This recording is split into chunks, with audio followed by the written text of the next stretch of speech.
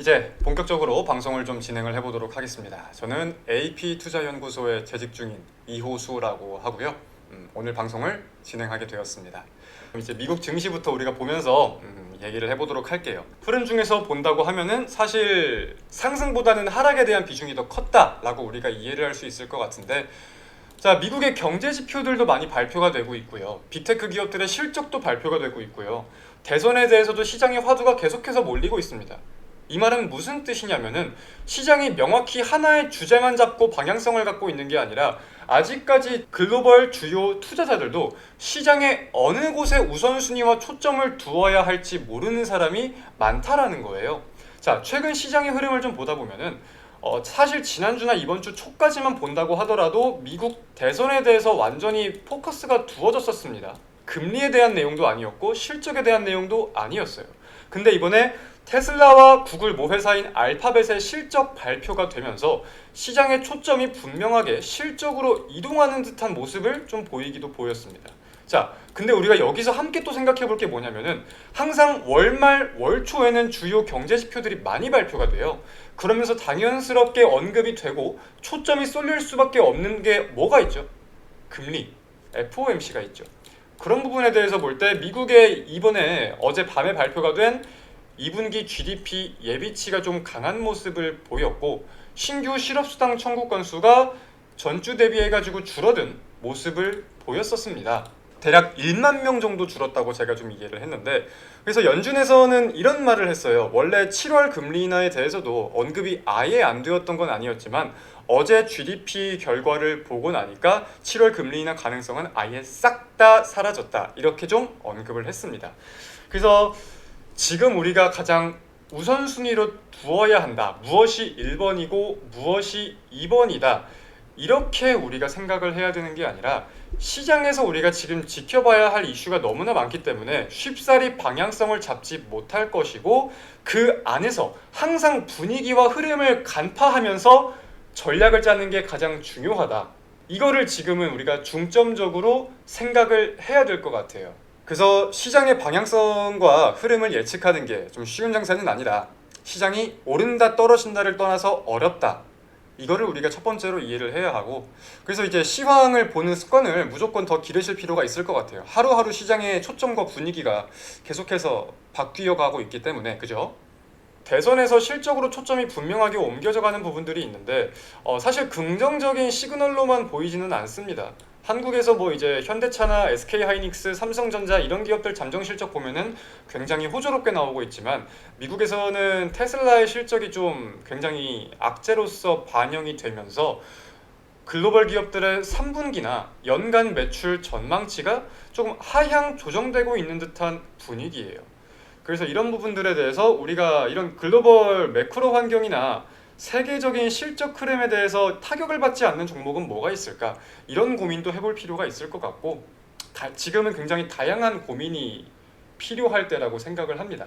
그래서 저는 잠깐 생각이 들었던 게, 상반기에 펼쳐졌던 이 수출 랠리가 한 번 더 펼쳐질 수도 있지 않을까? 이런 생각을 하기도 했어요. 빅테크 기업들의 납품하는 이런 밸류체인이 아니라 한국에서 완성품을 만들어서 수출하는 거에 대해서 우리가 한 번 더 랠리가 펼쳐지려나? 이런 생각을 좀 했다는 거지. 화장품이라거나 뭐 식품이라거나 이런 쪽, 환율에 대해서도 생각을 해볼 수가 있을 거고. 그리고 이제 미국 증시와 관련해서는 많은 분들이 좀 우려감을 표하시는 게 엔비디아가 반등을 못하는 거에 대해서 우려를 표하시는 것 같은데, 엊그제 엔비디아와 테슬라가 굉장한 급락세를 연출한 다음에 오늘 마감된 미국장에서 테슬라는 어느 정도의 반등을 보이긴 보였습니다. 강한 반등까지는 아니었지만 저가 매수세가 제한적으로 유입이 되긴 했어요.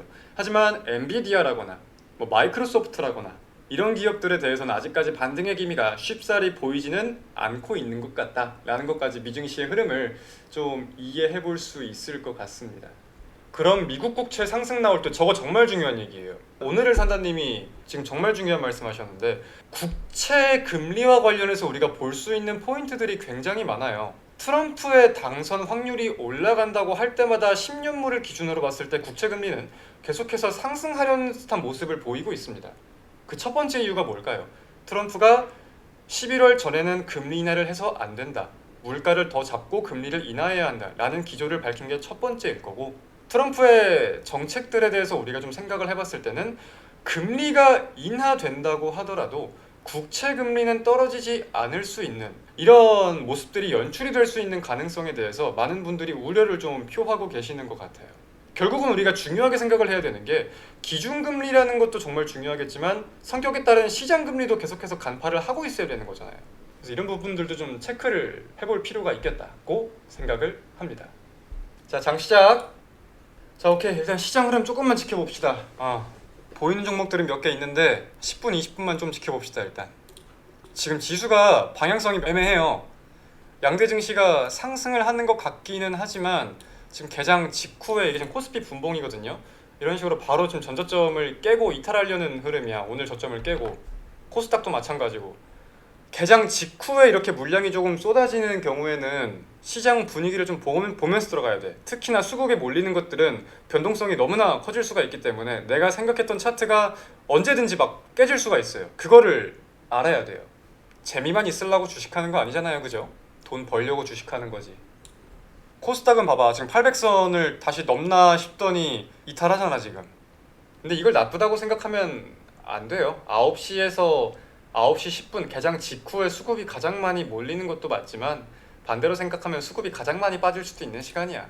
주식은 100%라는 게 없기 때문에 항상 이 양방향성의 가능성을 염두에 두어야 한다고 자주 강조를 드립니다. 트럼프 같은 사람이 우리나라 대통령이 됐으면 좋겠다. 이건 제가 좀 드리고 싶은 말씀이 있는데 어차피 정치하는 사람들은 똑같습니다. 물론 이제 트럼프는 미국 경제만을 위한 정책을 펼칠 수밖에 없을 거예요. 근데 여기에 대해서 사실 우리가 지금 알고 있어야 되는 거는 모순점이 굉장히 많다는 부분이거든요. 그러니까 정책도 정책이지만 표심을 얻기 위한 정책들도 있다. 이 포인트를 우리가 인지하고 있는 게 중요하겠다 생각이 드는데, 자, 지금 트럼프가 언급하는 5대 경제 정책이 뭐예요? 첫 번째, 개인과 기업의 감세. 두 번째, 관세 인상. 세 번째, 저금리. 네 번째, 저물가. 다섯 번째, 약달러. 이렇게 5가지가 있단 말이야. 근데 이걸 따로따로 보면 그럴 수 있겠지만 감세를 하겠다고 하면서 금리를 낮추는 게, 저금리를 유지하겠다는 게 가능할까? 과연? 이론적으로 이해해보려고 하면 좋지, 당연히. 말이야 좋죠. 개인들의 소득세를 깎아주고 기업들은 법인세를 낮춰줘. 그러면서 목적은 시장 자금 순환을 확대하고 소비도 늘리면서 기업 유치, 투자도 늘리겠다. 이러한 취지의 목적에 따른 공약인데, 자, 그러면은 지금 재정 적자가 어마무시한데 여기에 따른 세금은 어디서 나가요? 국고에서 나가야겠죠. 재정을 지출을 한다는 거는 결국 국채를 또 발행을 해야 하는 거잖아. 국채를 또 발행을 하면 국채 금리가 상승을 할 거고. 그래서 이런 포인트들을 우리가 좀 따져볼 필요가 있는 거예요. 감세를 하면서 저금리를 달성을 한다. 이게 과연 가능할까? 모순적인 부분을 찾아보라는 거지. 그래서 정치하는 부분에 대해서는 다 똑같다 사실은. 그래서 이거를 뭐 조금 더 길게 얘기를 해본다고 하면은 트럼프도 분명한 이 생각하는 구조가 있기야 있을 거예요. 지금 이제 시추, 원유 시추나 에너지 생산량을 늘린다는 거에 대해서 굉장히 언급을 많이 하잖아요. 지금 금리를 낮추지 못하게 하려는 것도 원유 시추를 늘려서 에너지 공급을 늘려서 물가를 잡은 다음에 금리를 낮춰야 된다는 건데, 아까 제가 말씀드린 구조와 이거를 결합해서 함께 생각을 해보면 원유 시추에 엄청난 힘이 쏠릴 수밖에 없는 구조인 것 같거든요. 근데 과연 그럴 수가 있을까? 이런 의문도 들고 모순점에 대해서도 생각을 해봐야 되는 거죠. 반도체에 대해서는 제가 지난 시간에 나왔을 때도 말씀을 한번 드렸었지만 이제 무조건 AI, HBM 이런 인공지능과 접합된 분야만 신경을 쓸 게 아니라고 설명을 드리고 싶어요. 이게 왜 그러냐면은 HBM을 비롯한 AI 반도체가 굉장히 부각됐던 거는 높은 성장성과 마진율이 높게 책정이 된다는 부분이 부각이 많이 되는 거였는데, 이제 점점 기존 D램과 HBM의 격차가 줄어들고 있습니다. 성장률에 대해서도 그렇고 마진율에 대해서도 그렇고 좀 이 레거시 제품들 D램 쪽에 대해서 긍정론을 펼치는 리서치 업체들을 보면은 4분기에는 D램이 HBM의 영업이익률을 뛰어넘을 것이다, 이런 식으로 전망하는 것이 있을 정도로 저는 이제는 무조건 AI가 붙었다에 초점을 두는 게 아니라 보여지는 게 있고 어떤 흐름이 나올 것인지 여부가 중요하겠다는 거죠. 사실 AI 반도체가 맨 처음에 올랐던 거는 기대감 때문에 올랐던 거잖아. 모든 성장주들의 사이클이 보면 어떻게 돼요? 기대감으로 이만큼 올랐다가 조정을 한번 받고 이제 방향성을 다시 정해야 되는데 실적이 안 나오고 거품이었던 것들은 이렇게 되고, 하지만 보여주는 게 있고 받쳐지는 게 있으면은 이 기대감을 충족시킬 수 있으면은 전고를 뚫고 날아가는 구조인 거잖아. 그래서 단순하게 기대감으로 무조건 AI가 붙었다라고 해서 들어가야 되는 게 아니라 우리가 분명한 명분과 이유가 있어야 된다는 거예요. 대표적인 게 뭘까? 실적이죠. 근데 일단 시장의 거래 대금 자체가 지금 너무 메말랐어요. 오늘 시장에 거래 대금이랄 게 지금 없어. 양지사 VI라고? 그러네.